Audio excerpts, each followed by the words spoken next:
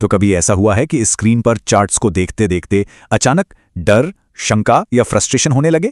अगर हाँ, तो ये बातचीत बिल्कुल सही जगह है। आज हम देखेंगे कि कैसे ट्रेडिंग के इस इमोशनल रोलर कोस्टर को एक डेटा पर चलने वाली बिल्कुल सिस्टमैटिक प्रोसेस में बदला जा सकता है। एक पूरा ब्लूप्रिंट है हमारे पास। यही वो सवाल है ना जो हर ट्रेडर को परेशान करता है। मतलब पता तो होता है कि क्या करना है, लेकिन ठीक उसी पल में डर और कंफ्यूजन सब कुछ बिगाड़ देता है। तो चलिए आज इसी मुश्किल की जड़ तक जाते हैं और इसका एक सॉलिड हल ढूंढते हैं। और अगर इनमें से कुछ भी महसूस होता है तो यकीन मानिए ये सिर्फ आपके साथ नहीं हो रहा है। एकदम खोया हुआ महसूस करने से लेकर ट्रेड लेने से डरने तक, या वो जिसे हम फोमो कहते हैं, ये सारी परेशानियां हर ट्रेडर के रास्ते में आती हैं। ये कॉमन है। ठीक है, तो आगे का रास्ता एकदम साफ है। हम पहले इस संघर्ष को समझेंगे, फिर एक सीधी साधी रणनीति देखेंगे, फिर उसे टेस्ट करेंगे और आखिर में देखेंगे कि कैसे डेटा, हाँ सिर्फ डेटा, डर को अनुशासन में बदल सकता है। तो सवाल ये है कि इस इमोशनल कंफ्यूजन का हल क्या है? जवाब शुरू होता है एक साफ नियमों पर आधारित स्ट्रैटेजी से, एक ऐसा फ्रेमवर्क जो अंदाजा लगाने के काम को ही खत्म कर दे। चलिए देखते हैं ये काम कैसे करता है।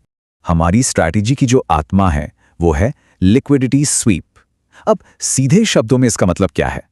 मार्केट में जो बड़े प्लेयर्स होते हैं ना, वो अक्सर प्राइस को ऐसी जगह धकेलते हैं जहां बहुत सारे स्टॉप लॉस ऑर्डर्स लगे होते हैं, जैसे कि एशियन सेशन के हाई या लो के पास।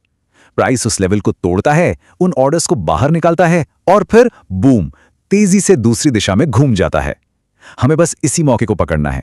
तो ये रही हमारी रणनीति, सिर्फ 5 आसान से स्टेप्स में। सबसे पहले क्या करना है, हमें बायस तय करना है, मतलब मार्केट का ओवरऑल ट्रेंड क्या है। इसके लिए हम 4 घंटे जैसा कोई बड़ा चार्ट देखेंगे। फिर हम एशियन सेशन के बंद होने का इंतजार करेंगे ताकि हमें एक क्लियर हाई और लो मिल जाए। स्टेप 3, हमें बस इंतजार करना है कि कब प्राइस उस हाई या लो को पार करके स्वीप करे। और जैसे ही होता है, हम 5 मिनट जैसे छोटे चार्ट पर एक कंफर्मेशन देखेंगे, जिसे बेक ऑफ स्ट्रक्चर कहते हैं। बस कंफर्मेशन मिलते ही 1:2 के रिस्क रिवॉर्ड के साथ ट्रेड में एंट्री। देखिए, कोई अंदाजा नहीं, सिर्फ और सिर्फ नियम। लेकिन देखिए, कोई भी स्ट्रैटेजी सिर्फ एक आइडिया है जब तक कि उसे डेटा से परखा ना जाए, है ना? तो चलिए इसे 3 महीने के पिछले डेटा पर टेस्ट करके देखते हैं। तो हमने एक पूरा माहौल बनाया, $1,00,000 का एक सैंपल अकाउंट, 3 महीने का टाइम पीरियड और हर ट्रेड पर सख्ती से सिर्फ 2% का रिस्क। अब देखते हैं होता क्या है।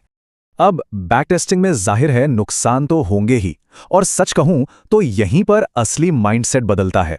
ये कोई फेलियर नहीं है जिससे निराश हुआ जाए, ये तो बस डेटा है। हर लॉस हमें उस सिस्टम के बारे में कुछ नया सिखाता है, और यही चीज हमें एक बेहतर और ज्यादा शांत ट्रेडर बनाती है।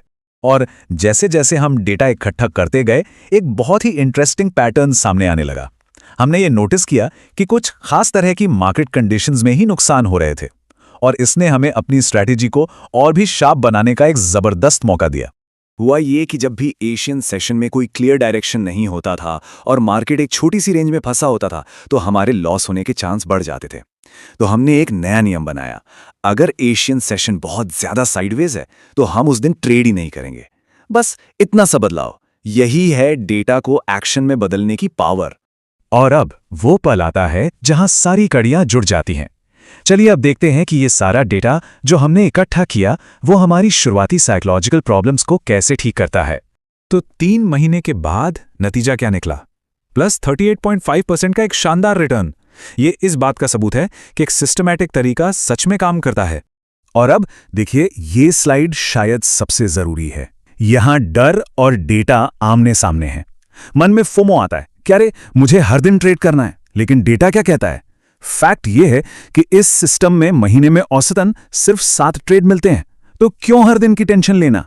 फिर चिंता होती है क्या होगा अगर लगातार लॉस होने लगे। फैक्ट ये है कि सबसे खराब दौर सिर्फ 3 लॉस का था, ये नॉर्मल है। अधीरता होती है कि ये ट्रेड बहुत लंबा चल रहा है। फैक्ट ये है कि एवरेज होल्ड टाइम 1.5 घंटा है। तो आप देख रहे हैं, हर इमोशनल डर का जवाब एक ठोस डेटा पॉइंट है। जब विन रेट लगभग 68% हो तो हमें पता होता है कि लंबे समय में यह सिस्टम प्रॉफिटेबल है। यही वो जानकारी है जो कॉन्फिडेंस देती है, ये जानना कि लॉस इस प्रोसेस का हिस्सा है, अंत नहीं। और कमाल की बात यह है कि डेटा हमें यह भी बताता है कि ट्रेड करने के लिए बेस्ट दिन कौन से हैं। इस केस में मंगलवार और शुक्रवार सबसे ज्यादा प्रॉफिटेबल थे, जबकि सोमवार को तो बस बराबरी पर ही छूटे। तो अगली बार छुट्टी लेनी हो तो डेटा के हिसाब से सोमवार एक बढ़िया ऑप्शन हो सकता है। और आखिर में हमें इसी माइंडसेट तक पहुंचना है। अब हमारी फीलिंग्स नहीं बल्कि स्टैटिस्टिक्स हमें गाइड कर रही हैं। जब आपको पता हो कि आपकी स्ट्रैटेजी में 3 लगातार लॉस होना नॉर्मल है तो आप परेशान होंगे ही क्यों? तो इस पूरी मेहनत का आखिर में हासिल क्या है? वो है डेटा को डिसिप्लिन में बदलना और एक ऐसे प्लान के साथ कॉन्फिडेंस पैदा करना जो टेस्ट किया हुआ हो। ये एक बहुत ही गहरी बात है। कॉन्फिडेंस इस बात से नहीं आता कि हम किसी एक ट्रेड का नतीजा बता सकते हैं। नहीं, कॉन्फिडेंस इस बात से आता है कि हम एक टेस्टेड सिस्टम पर भरोसा करते हैं, ये जानते हुए कि अगर ये ट्रेड फेल भी हो गया तो भी लंबे समय में प्रोसेस काम करेगा। तो ये है पूरा ट्रांसफॉर्मेशन। हमने जिन साइकोलॉजिकल प्रॉब्लम से बात शुरू की थी, डर, फोमो, अंदाजा लगाना, चिंता, वो सब एक एक करके बैक टेस्टिंग से मिले ठोस फैक्ट से हल हो जाती हैं। और आखिर में ये सवाल सिर्फ ट्रेडिंग का नहीं है। सोचकर देखिए, जिंदगी के किस हिस्से में, चाहे वो करियर हो, हेल्थ हो या कोई आदत, एक डेटा ड्रिवन अप्रोच आपकी भावनाओं को हटाकर आपको ज्यादा क्लैरिटी और कॉन्फिडेंस दे सकता है। ये सोचने के लिए एक बहुत पावरफुल आइडिया है।